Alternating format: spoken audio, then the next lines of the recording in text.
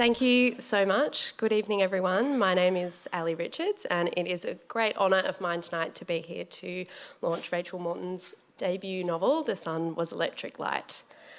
Before we kick off things properly, I will acknowledge the traditional owners of the land in which we meet, the Wurundjeri Woiwurrung people of the Kulin Nation. I pay my respects to their elders, past and present, and to any First Nations guests here tonight. I myself am the author of 2 novels, and for that reason, I am occasionally asked to judge literary prizes. One such prize was the 2024 Victorian Premier's Award for an unpublished manuscript. It was about 18 months ago now that I dove into over 70 submissions of full unpublished novels and first came across Rachel's writing. It was very clear when I first started reading this now book that it was authored by a very talented writer. Rachel's prose is so satisfyingly clean and metered. It kind of ticks like a metronome or a second hand on a clock.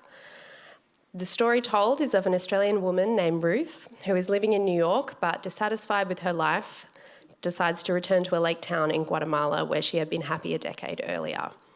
There she meets 2 very different women, the calm and practical Emily and the turbulent and intoxicating Carmen. It is a deep and meditative rumination on belonging and how to build a life that makes sense. A deserving winner for the 2024 VPLA prize and now no longer an unpublished manuscript. So Rachel, welcome and congratulations. Thank you.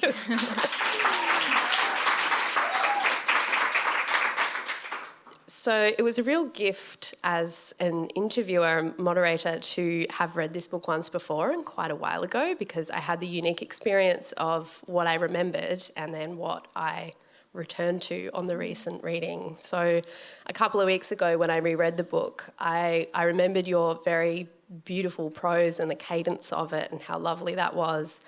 And I remembered Guatemala, I remembered the name of the town, Punajachel, and the lake, and I remembered Carmen and Emily and their binary personalities.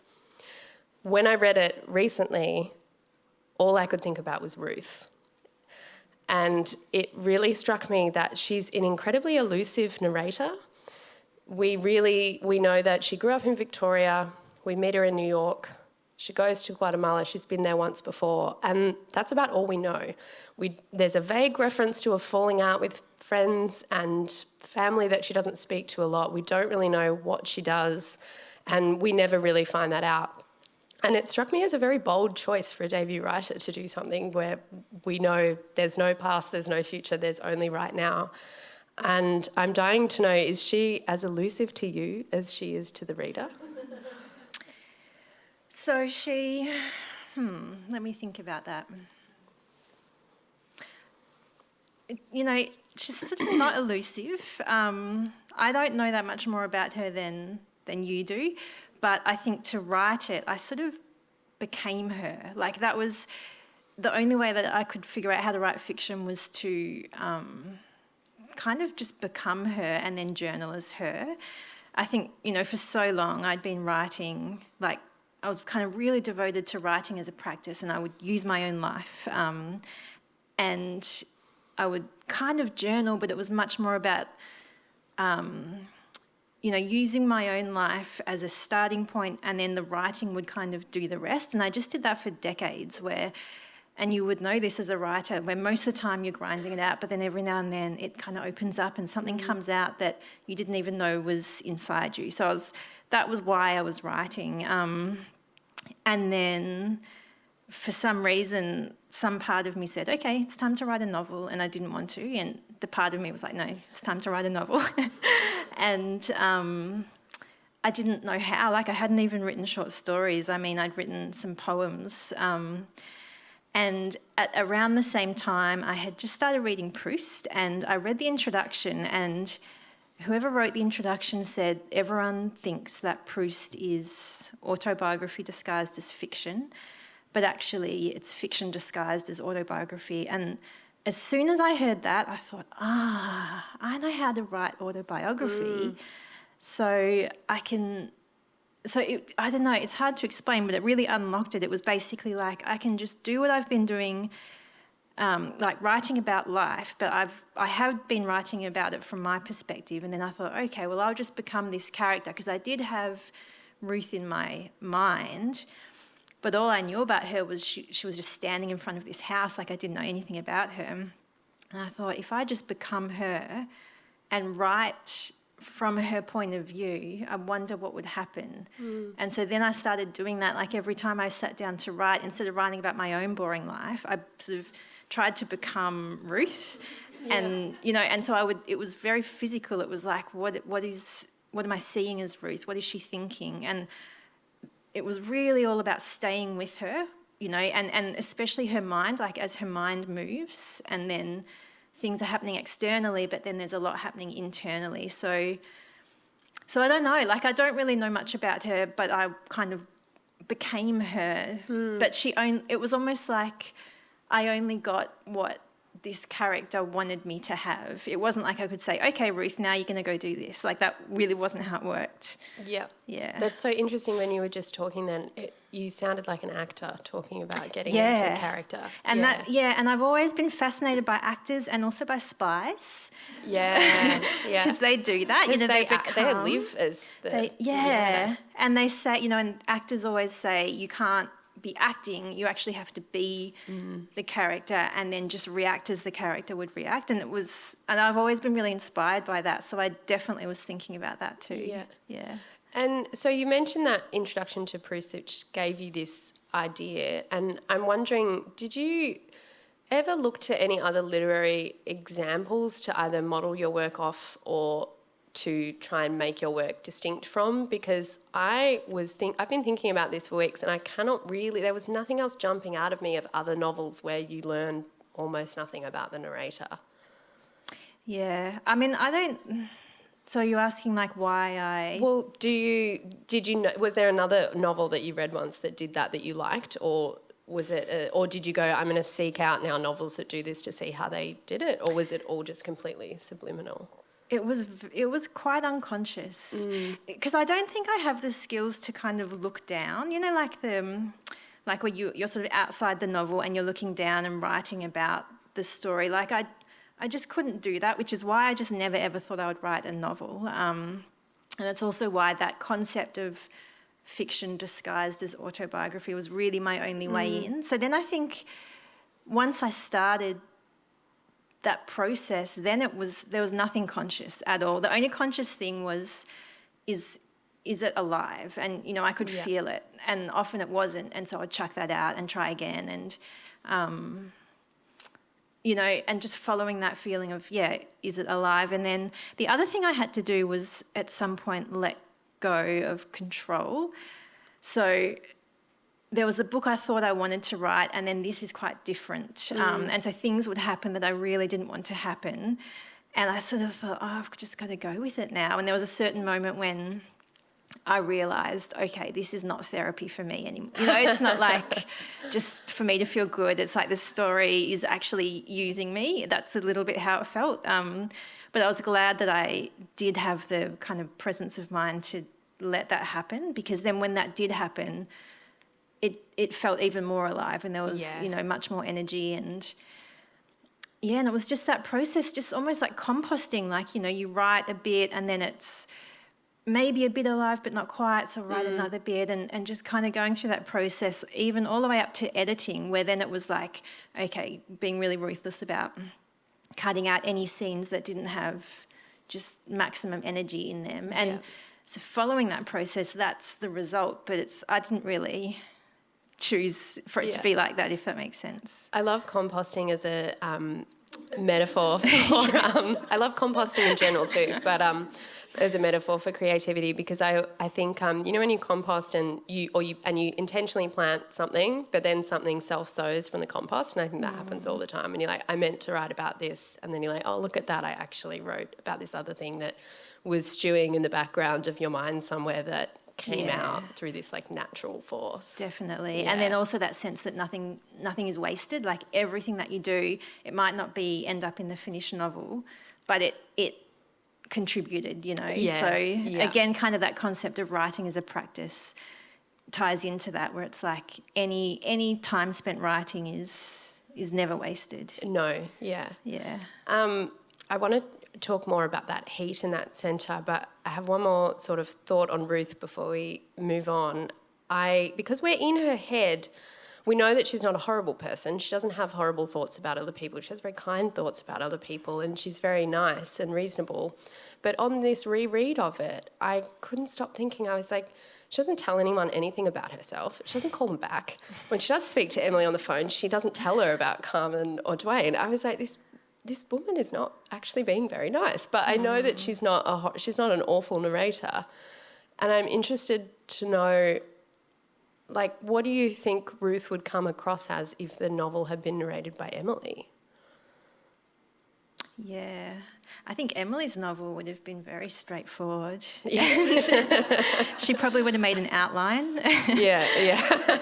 She plotted it all and put it in a spreadsheet. And Yeah, it's such an interesting point. I don't have the answer to that. And, yeah. I mean, you don't think she's a horrible person, though, because I don't think Ruth's a horrible person. I don't think she is, but it was important to capture, like, the truth of, I think with all the characters, and including Ruth, like, she's not a horrible person, but she's a person, so therefore she's not great a lot of the time. And, she's kind of doing her best, and she's pretty judgmental at times, and it just was really important that she be very real. And I think this idea that, I don't know, just that's how humans are. Yeah. And even Carmen as well, like, I think the complexity of her, that was important to kind of capture that humans are complex. And also actually this is probably when I think, the novel I thought I would write is very different, because when I started it, I was thinking a lot about this idea that, we kind of think our lives are going to go in one way, and then it's almost like there's this magnetic force that takes them somewhere else. And so, maybe psychologists would call it complexes or I'm not sure, but I wanted to capture that, and I think Ruth's got a lot of that going on where she's kind of trying to go that way, but then for some reason she makes a lot of strange decisions, and there is something underneath that's kind of pushing her. And it's not necessarily good, it's not necessarily bad, and that feels very true to life. When I look at my own life and look at other people, it does seem like there's a lot more going on than just like our minds thinking this is how I'm going to live. Yeah, I mean, in some ways, I'm thinking now there are a lot of books written about people who date people who are evasive and don't talk to them, and usually those people are sort of presented as villains, and this is actually like a very empathetic and understanding depiction of how sometimes you can be not communicating, but it's not because there's like an ill intent or a nastiness. And a lot of miscommunication. Like, I think that, between Ruth and Emily, I think that was probably the main thing, is like they're both so different and they both have such different ideas about what's happening, and they can't. And I think because I wrote it purely from Ruth's point of view, we don't know at all what's going on for Emily. But I think Ruth makes a lot of assumptions which probably are not based in reality. And so, and that also feels quite true to life. Yeah. Yeah, definitely. Would you like to read some of the book now? Okay. I'll just read the very first section. I don't know why I don't like reading from my own work. Okay. I met Carmen when I wasn't well and had gone to the lake for the second time. The first time I went was 10 years ago, when I still thought life would bring me things. Life had seemed to bring other people things, and I thought it might bring them to me. I didn't know it was too late for all that, even though I was still very young. I met Dwayne in the expat bars, and it was through Dwayne that I met Carmen. Carmen had lived at the lake all her life. When I first met her, she seemed like a queen. She was haughty and she was arrogant, and she had the most beautiful hair. Later on, I saw her differently, but that was how she seemed when we first met. I went to the lake because my life in New York hadn't worked out, and my life before that hadn't worked either. On the outside, I seemed to be functioning well, but inside I had the feeling that nothing had meaning, and also that everything was fake. Even the waves of the sea looked fake. I knew the waves of the sea were real, but when I looked at them from the side of a boat on the way home from a camping trip, they looked fake, as though we were on a movie set and the sea was a giant swimming pool and the sun was electric light. Nothing seemed real, and to feel real, I imagined, was the fundamental thing, the thing you needed before anything else can begin. I thought if I was going to fix my life, I would need to get where things felt real.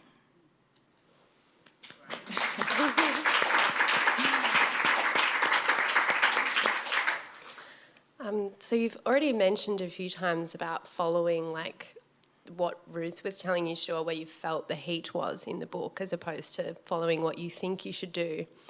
And I'd love to go to this central kind of idea of what drives the book. And I'm obsessed with that opening of your book, because it basically says up top, it says it straight away, like this person is unhappy and they need to find happiness. But then in this almost the same breath, she says, that was before I realised that wasn't achievable. So you're like almost surrendering and putting the gun down and being like, this is the point, but it's not going to work. And then a few pages later, she goes to Guatemala and she puts her feet in the lake and she says, I felt relief, as though by coming here I had stretched out my life just a little bit, making it wider the way you stretch out dough.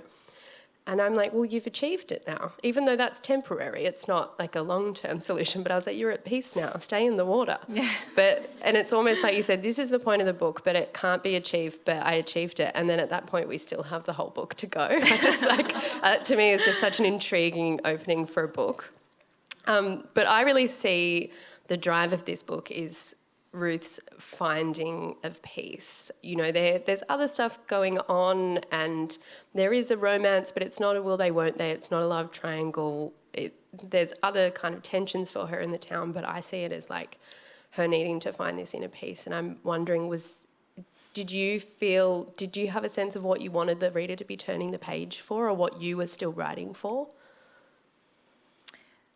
So the main thing I was feeling was I felt almost like a responsibility to get Ruth through to the other side, and I had no idea how that would happen.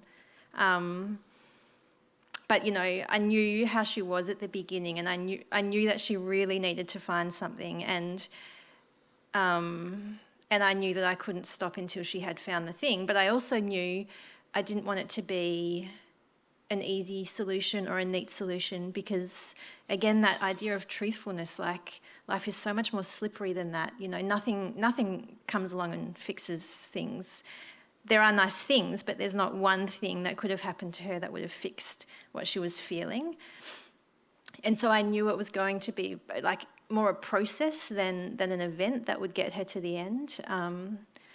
So it was kind of just about hanging in there with her and like following, and then, and things would happen, and I knew it wasn't the solution, but I could see Ruth kind of churning it over in her mind and getting little bits and pieces from different things and kind of just getting polished almost to the point where she can accept, I don't know, her own life or something. Yeah. Yeah. There's almost a delightfully playful way in the way it's written, where at certain points she actually says, I'm happy now, I'm content now, I'm content in this moment, and then it'll be later down the page that she won't be again, so or then sad. you turn the page and then you're back. But it's like a graph or something that has to go like up and down as it goes up. Yeah, well that's how life is, isn't it? Yeah, that's true. Yeah.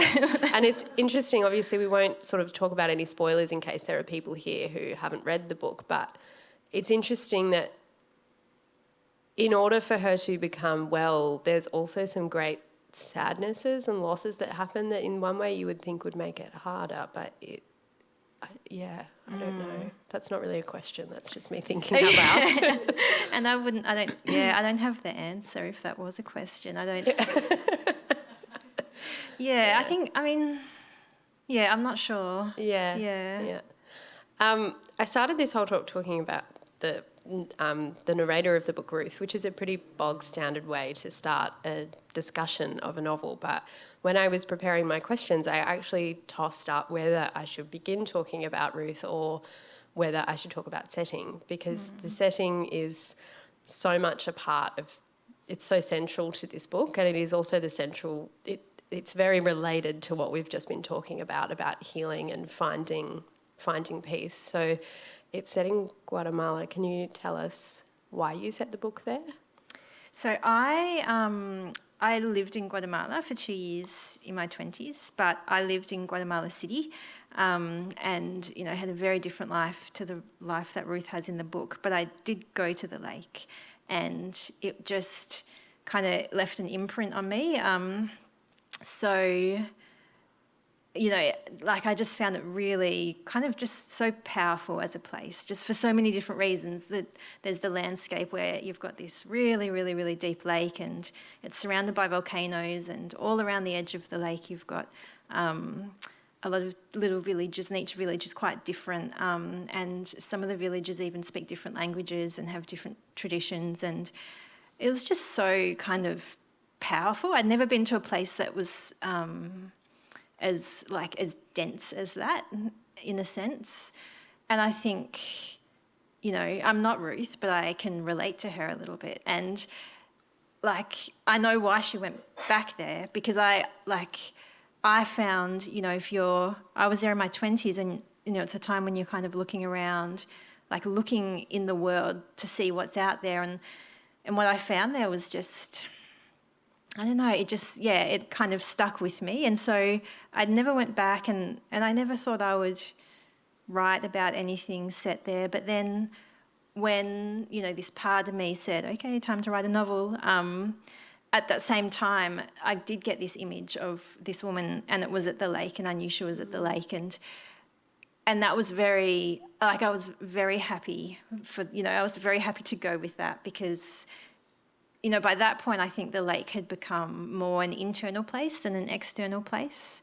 And it was a place I really, really wanted to kind of just go back to and just be in. And it's quite easy to write about a place that you love, and it's really easy to write about a place that you haven't spent a lot of time in.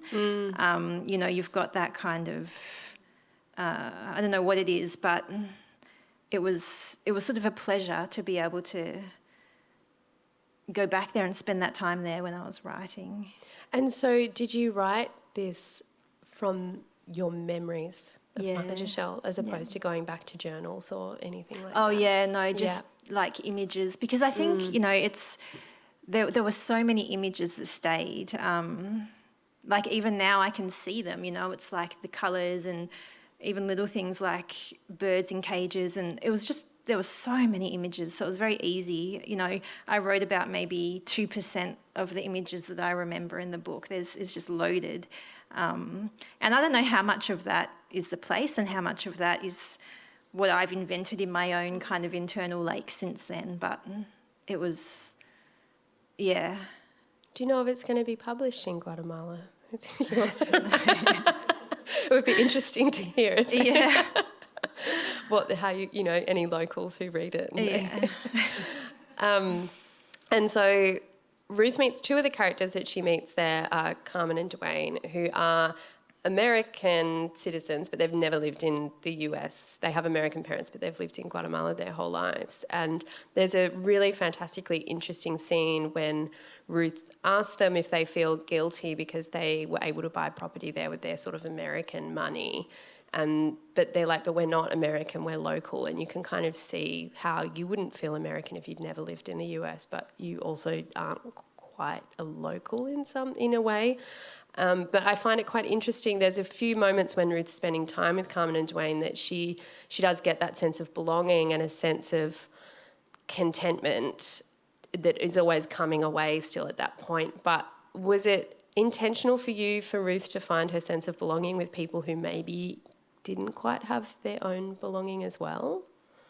Not intentional. Yeah. And again, when I was in that kind of process of writing and putting on my Ruth suit and writing as her, when the characters of Carmen and Dwayne popped up, they had a lot of energy to them. There had been some other characters that had popped up that kind of faded away and eventually I just got rid of. But when they popped up, it was very, particularly Carmen, it's almost like, when you have a dream and there's a character in your dream that's really intense, it was like that. So it wasn't a conscious choice. It was just like, all right, there's something here. And again, I suppose in that process of really trying to follow Ruth really wanted to follow Carmen and Dwayne. Like she, so it was just, again, that kind of unconscious, nothing planned, but, it makes sense. Like I can sort of retrospectively see why she's fascinated by them. I mean, she's looking for a place to belong, and she finds people that also, like I don't think she would have, like, because I think she's trying to work it out. And so I think the fact that Carmen and Dwayne also don't really belong, I think that's part of her process of trying to figure out, well, what is it to belong, and what about if you don't have a place where you feel like how do you manage that? And, she doesn't get answers from Carmen and Dwayne, I don't think, but I do think that's part of that magnetic attraction that she has to them.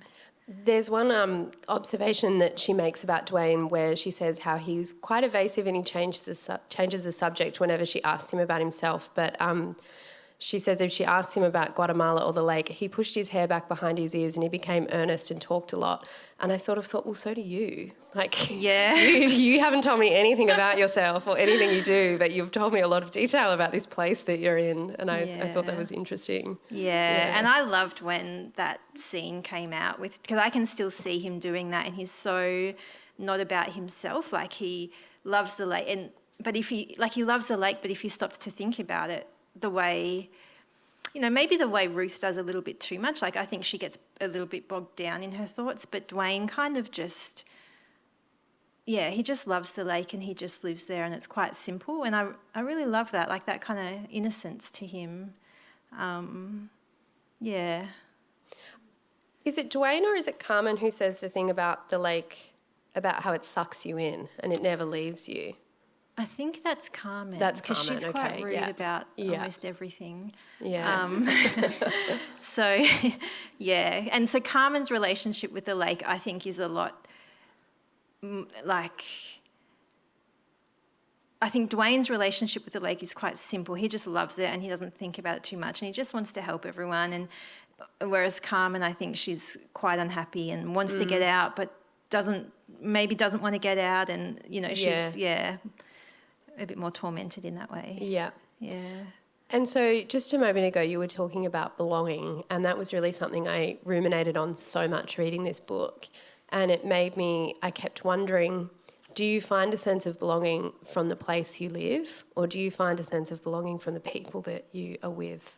Or from like carving woods, Yeah. But I think that was the question, and I think initially Ruth thinks it's a place. She's looking for a place, and even the thing that she's from Australia, but she kind of starts in New York, so she's already done a runner, and then she does another one. So she definitely thinks the belonging that she's looking for is tied up to a physical place. And then I think it does transform a little bit when she's got that little, almost like a little family with Carmen and Dwayne and that belonging. And then when that moves into what it becomes next, without giving anything away, I do think, and it wasn't conscious when I was writing, but I do think part of her process was actually that the belonging is it's in her, it's in herself. And these, place and then people were like stepping stones, but that's essentially her journey. And so even when she ends up doing the carving, I think that's part of her finding that in herself, and hopefully getting to the point where she can also then be around people and have belonging with them. But it was sort of more fundamental, I think. It was something really about her connection to herself. Yeah. Yeah. And I guess I thought what you illustrated really beautifully was how it's actually always both, and they're all in symbiosis with each other, of the place and the people and all of your sense of belonging. Yeah. Was carving something that you did in Guatemala? No. Yeah. No, I don't know where that came from. Yeah.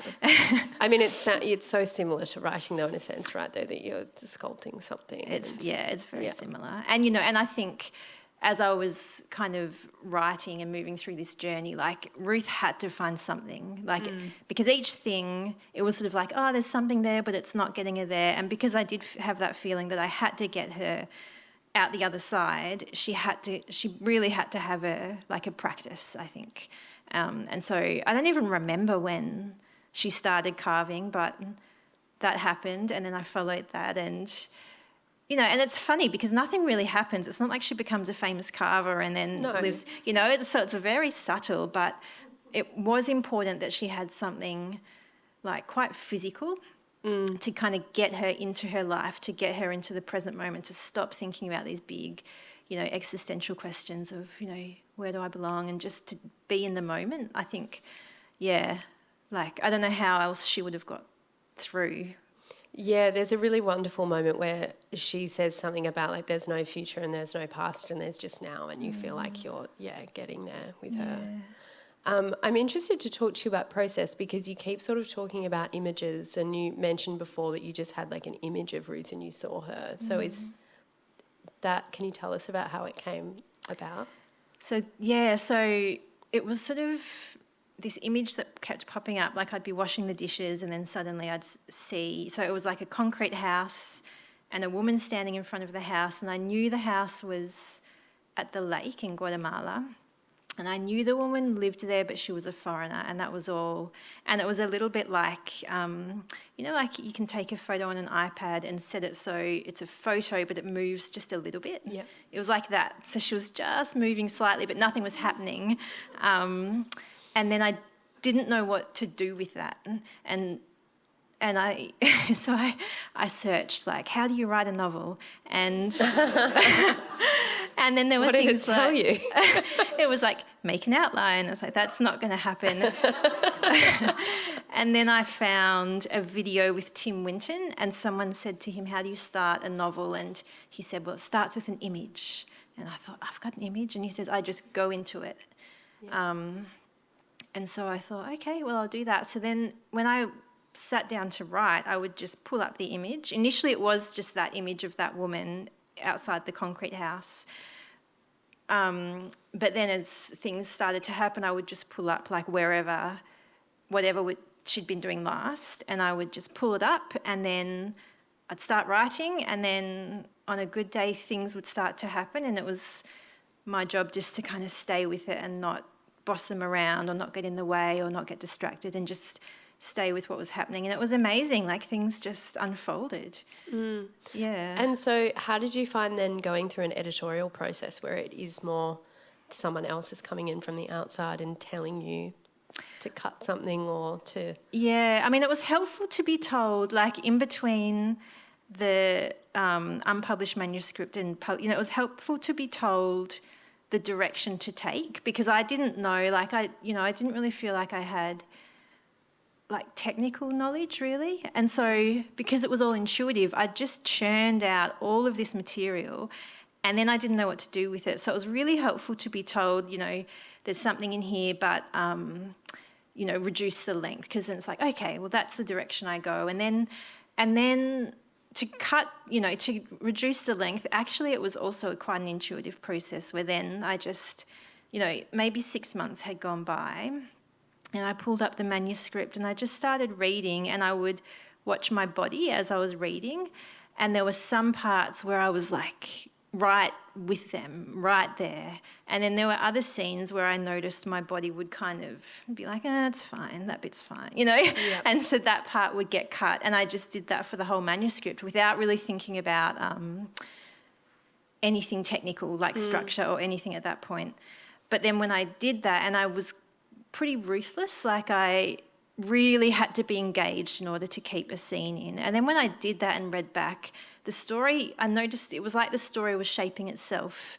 And so then, the closer, like the further down that process we got, the harder it got, because it became more about like little details. But that stage of just getting the big manuscript down to what was more or less this, it was like the same as writing, but in reverse. Like I would have a daily, instead of a daily kind of goal of how many words to write, it was how many, like, I cut 5,000 words today. But it was the same process of still just going into the story and just kind of, intuitively kind of feeling what needed to be there. And so why do you write? Well, I think it's like just the best thing there is. Oh, that's a nice answer. Like I haven't found anything, and I've tried lots of different things and I haven't found anything that does what writing does. Like often it's kind of painful or boring, but if you kind of hang in there long enough, you get these little moments where something opens up and suddenly you're writing this stuff and you don't know where it's coming from. Like, I can't find that anywhere else, and that's what it's just the best thing. Oh, that's such a wonderful answer. So there's one more character that we haven't really spoken about but just mentioned so far, which is Emily. And so you sort of position these two women in the book. We've got Carmen, who's very haughty, intoxicating, beautiful, but a bit scary maybe. And then Emily is really sturdy and really reliable. And there's been a huge kind of wave of books about female friendships that have this pattern in them. The Elena Ferrante books were kind of what started it off, and they were hugely successful. And then there's a few other times where it's come up again. And usually, though, in those books, the narrator is the Emily. It's like the self-effacing, responsible, less confident one, although Emily is quite confident, but, these are archetypes, not your characters. And then they're sort of playing off against the other one. And I find it interesting, though, that in your book, Ruth's on the outside of it. And so I'm interested, like, how did these women come to you as complete opposites?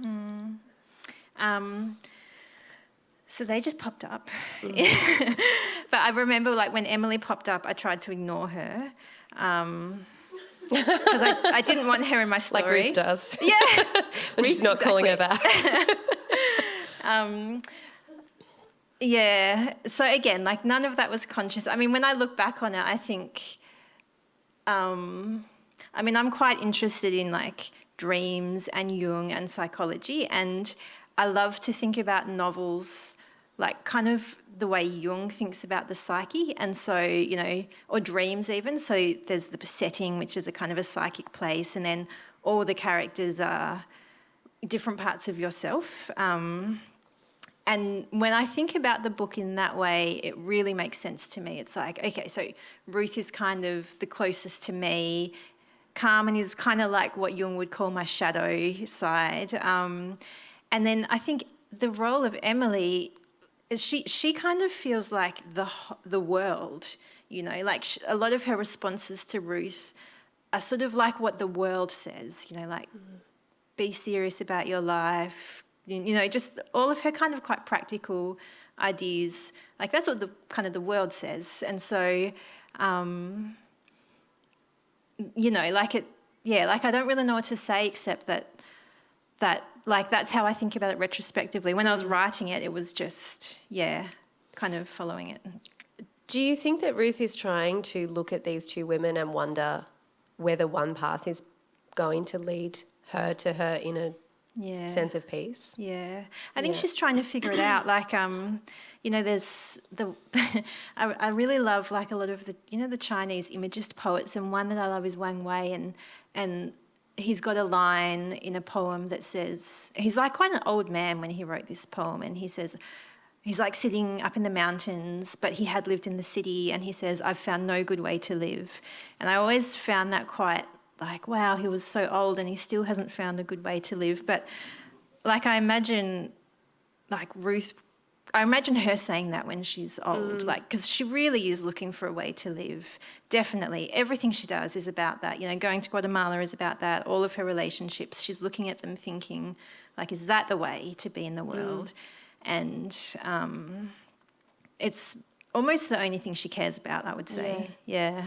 It's interesting, I think, that you obviously know that, hopefully for people who are lucky, life is long, and you will have times when you know how to live and times that you don't. And I think because I had a very sad period in my 20s and I've had a very happy period for a while now, and so there's this part of my brain being like, well, something's going to happen, something's going to happen. But then there was this beautiful quote in your book where Ruth talks about sadness, and she says, sadness was wide and gentler than most things, and I realised throughout the day that sadness wasn't such a bad thing. And that actually made me feel this sense of calm, because I thought, well, yeah, of course I'm going to be sad again at some point in my life. Like, that is just inevitably going to happen. But sadness is beautiful in a way, and maybe it's not the scariest thing in the world. So. Yeah, and it's like that is to be a human is to feel really a lot of sadness, like not all the time and not only sadness, but I think we really do a lot to try and avoid it. Like a lot of our society is based around trying to avoid it. And it's sort of like sometimes you think, oh, when you just accept it, it's like it's not that bad, and it is peaceful, and it does bring a depth. And I think also this, the way that Ruth has kind of rejected the world, I think it's kind of an inevitable place that she ends up, because she kind of sees the lack of meaning in how modern society is structured, and a lot of that is around, I don't know, getting what you want and feeling good and like not feeling bad. So it does make sense that part of her journey is learning to just live with that, rather than think, if I go to that place I won't have to feel it, or if I hang out with that person I won't have to feel it. It's sort of like, I don't know, it's like she grew up a little bit, I think, in that moment. Yeah. When we talked about the lake earlier, you sort of briefly mentioned that I can't remember what word you used, but how large it loomed in your memory of Panajachel. And I mean, bodies of water have a very big presence in Australian literature. There's sort of Aqua Profunda and Monkey Grip, and Catherine Braben's novel Body Friend last year about swimming, and Nadine Cohen also had a book last year about the Coogee women's baths. What do you think it is about water, or what was water doing in this book? I don't know. Yeah. I have no idea. But you do remember that lake as a quite strong... I mean, I think... Yeah, I mean, I'm trying to remember, like, because, that place, you can't separate it from water. Like, as a place, it's kind of defined by water. Yeah, I don't know. I'd have to think about that. I think... Yeah, I mean, there is something to the water, and even as I was writing it, I almost was like aware of the water. And whatever Ruth was doing, it was almost like I could feel the water. And I think often she's aware of it too, where she's at the school, but she knows the lake's down there. And yeah, I don't know. Yeah. Yeah. Yeah, that's great. So we are going to have some time for some audience questions. So if you have any questions for Rachel, please have a think. We have Wheeler Centre staff with microphones so they can find people. If anyone thinks of a question, just pop up to one of the staff. I'm interested to know, since you won the BPLA prize and have published this novel, has much changed about your relationship to writing now? I'm still working that out. I really hope not. It's too soon. Yeah, I think I was a bit worried that suddenly, this precious thing would be taken, and I'd suddenly be thinking about, what will people think of it? Because when I was writing the manuscript, I didn't think anyone would read it. And then even when I decided, like at a certain point, I said, okay, well, whatever you've written, you have to submit to that award. And I just really used it as like a deadline to get it finished. And then I thought, well, the judges will read it and no one else, and they don't even know me, so it's fine. So that was really... So, now that I'm hoping it won't impact, but it may take some work to kind of keep it separate. Yeah. I don't know. What about for you? Did you...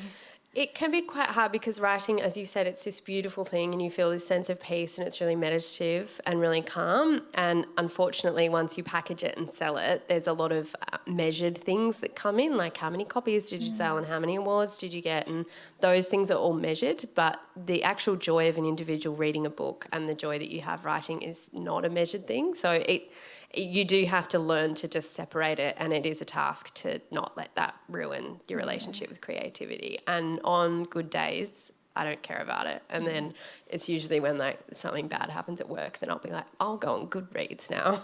That'll make me feel better. Yeah. Are there any questions from the audience?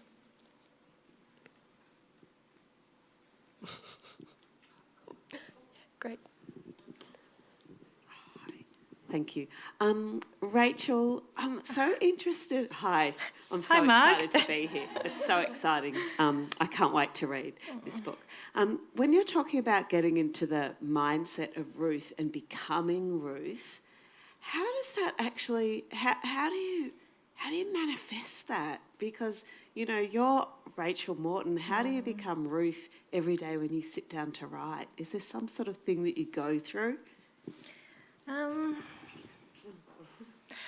Often it's like lots of pages of being Rachel writing, why can't I be Ruth today? Why is it not working? Blah, you know, and then often it's like if I can't, some days I just sit down and it's like, there she is. But on the days when that doesn't happen, I'll still write, but it might be like I'll write as Rachel writing what I want to write, you know, like I need to write about the time when Ruth blah, blah, blah. And sometimes just doing that, there'll be a switch will get flicked and then suddenly I'll kind of be her and be in it. And then some days that doesn't happen, but I have learnt that if that doesn't happen for a few days, but I keep trying, it does eventually kind of all come. It often doesn't take longer than a few days of like banging my head against a wall for it to happen. But when it does happen, it does feel like nothing, not because of anything I did, if that makes sense. Yeah. Did you ever find that Ruth overstayed her welcome and stayed beyond the laptop? Yeah. No, definitely not. That's not her style. Yeah. Like I do wonder about them. You know, like I sort of imagine where they've gone, but it's sort of like, well, that's not my business anymore. Yeah. Any other questions from the audience? Yeah, another one down the front. I guess just following on from that, I wanted to ask if Ruth has completely left you or you're seeing her or thinking about her at all. I think she's gone. I think it's closed. That case closed, you know. Yeah. I think that was sort of how I knew to stop writing it was almost like I'd been given everything that Ruth was going to give me. Yeah. So now she's gone. Do you miss her? Not really.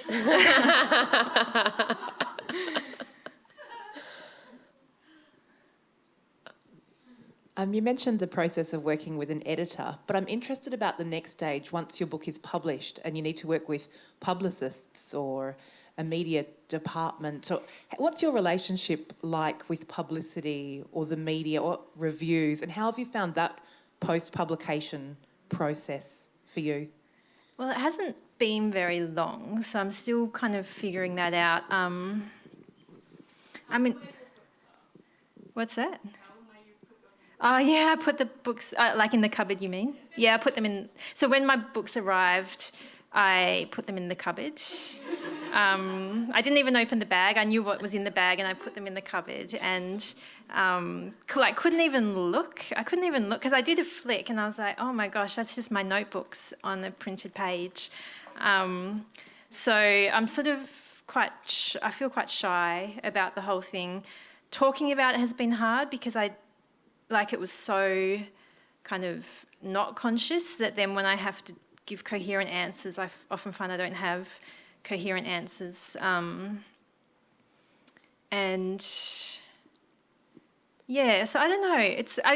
I kind of think that that's a bit tied in with your question about, how publishing impacts on writing. So I think that's probably my main concern. And initially I thought, maybe I won't read any reviews because it might kind of make me freeze when I write. Even if they were good, it might make me self-conscious. But so far it's been kind of a lot more gentle than I thought. Like I sort of imagined like reviews that just rip into you. But I think it seems like in Australia it's quite a gentle, it's so far at least, it seems not too intense. So, I don't know, we'll see. Yeah. See what happens, I guess. If If there aren't any more questions, I still have a few, but maybe people just pop your hands up or run to the mics if you think of one. So you mentioned before that you were a poet as well. Well, you'd written poetry anyway. Yeah. Can you tell us about that? Is that the same process as what you wrote for this novel? Yeah, exactly the same. Yeah. Exactly the same. Except I'm not Ruth in my poems. Yes. But, that was really where I learnt how to write was, because poems, they're small and and then they're quite contained and so there's, with writing, there's so many different layers that you have to think about. There's kind of what it's about, then there's the language that you use, then there's like the sounds. I mean, I remember reading Mary Oliver's poetry handbook and she kind of goes through that and I had no idea that you had to think about like the first sound, the first letter of a word. And so there's so much that when you're working on poetry, it's quite good training, I think, because you're just thinking of every aspect of language, but because it's just a poem, it doesn't take forever, like it's kind of possible. So that was really where I learned to write. And, I haven't written many poems, but it took a lot of practice to even get to where I had a few. And those years of practice were really where I learned to write. And so then when it came to writing fiction, it was the exact same thing because, whenever I was trying to get a poem, it was that same thing of like, okay, there's a certain headspace that I need to be in to get that poem. And when I get in that headspace, then the poem will just come kind of quite naturally. It's not like, thinking about every word. It's not like that. So it's many, many pages of bad writing and then suddenly a page that's like, oh, that could be a poem. And so I think that process really taught me, I leaned on that when I was writing fiction. So then all those times when the story just wasn't coming at all, I sort of knew that if I just kept going, it would come and I can't force it either, if that makes sense. I just kind of have to be there writing and practicing and be ready. I think that really proves why you won the prize because it really tells on your sentence level that it's so well crafted and good. And I didn't actually realise you were a poet, but that makes complete sense. And when you are judging those prizes and you can't read over 70 books in, I think it's like 6 weeks or something. Like it's so hard. So you have to just like those first few, the sentences need to be so beautiful and carefully done that I'm going to stay and I'm going to like read the whole book. And it almost felt, I could usually tell, I would give them more than one page, but you can tell on the first page whether you're going to read the whole book or not. Wow. Yeah. And I always gave them more than that, but like, I might as well not have. Yeah. Which, sounds harsh, but I think I think writers need to really like go down to the craft at that basic level, which is like how to write a sentence before you can try and write a book. And I say wow, but I actually do the same in bookshops. Yeah. Like everyone lifts it up, reads the first page. Yeah. And and it's like, for me, it's like, is there an aliveness? Like, is there a vibrancy to that first paragraph? And that was always really important to me, that it be very direct, like not going around. And it was almost like if Ruth was a person rather than a book, she'd be kind of like talk, like she'd be really direct about things, because I appreciate that. Like when I open a book and, just read the first paragraph, if the writer is like, this is what I'm about, then it's like, okay, you've got an energy that I'd like to follow. Yeah. Yeah. Are there any more questions from the audience? Just following on from exactly that, I was just wondering if you could tell us a few of your favourite authors.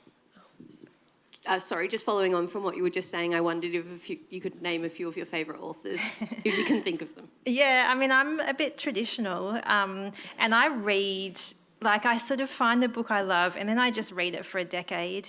So currently it's Proust.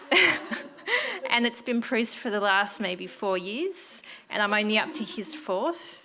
And so I've got 2 more to go, and I really love him. And I keep trying to find someone that's read him because I want to talk about it, but no one's read him. I can't remember. I think Christos Tsiolkas likes Proust. Okay. And he's also really delightful.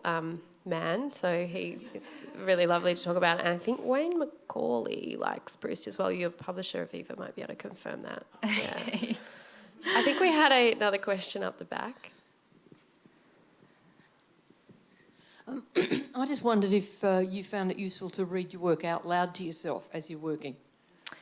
So I would never read it out loud literally, but I would always be hearing it in my head as I was writing, and that was really I sacrifice a lot for rhythm of a sentence. Like, that's kind of my number one. I sometimes even sacrifice meaning for rhythm. It's almost like listening to music. Like, I'll hear a sentence and I write by hand, which I find where I can sort of feel the rhythm of a sentence and in a way that I can't when I write on the computer. So when I'm writing, I often know it's going well, not so much from what I'm writing about, but if I'm in that rhythm, it's like very physical actually. And then it's sometimes enough just to stay true to that rhythm and not even think about what's happening. And then things will still happen, but yeah, and I guess in the editing process, I sometimes read aloud, but more often it's reading in my head, but as though it was aloud, like really listening. Yeah. Well, that's another question. Yeah. Hi, Rachel. I haven't read your book yet. I look forward to it. But given that the characters that you talk about are expatriates in Guatemala, which has some complex histories, and that particular area is quite complex and rich. And I'm just wondering whether part of their journey is dealing with that, how they live amongst that, or is it a sort of an examination of that sort of expatriate life, which might be a bit separated from the daily? Yeah, they're very separate. Or I mean, because Guatemala, you could write 10 million novels, about Guatemala, looking at a different aspect of it. And so they're very much in a bubble and separate. And that's not, I didn't feel that I could write about Guatemala from any lens other than being a foreigner living there, because it's, very complex. And yeah, that's, all I could write was what I knew of it, which was, as a place, being there as a foreigner, and the characters also, they in their lives they are quite separate from from the country, really. Like, it's a tourist town, and so it does have that sense of being a little bit of a bubble. Yeah. Well, if there's anyone else here who has not yet read the book, The Wonderful Hill of Content at the back of the space, they're selling copies of the book. It is truly fantastic. Can't recommend it more highly. And Rachel will be sitting there signing copies of the book, so you can go and say hi. And so really all there is left for me to say is congratulations. You are now officially a published author. Thank you.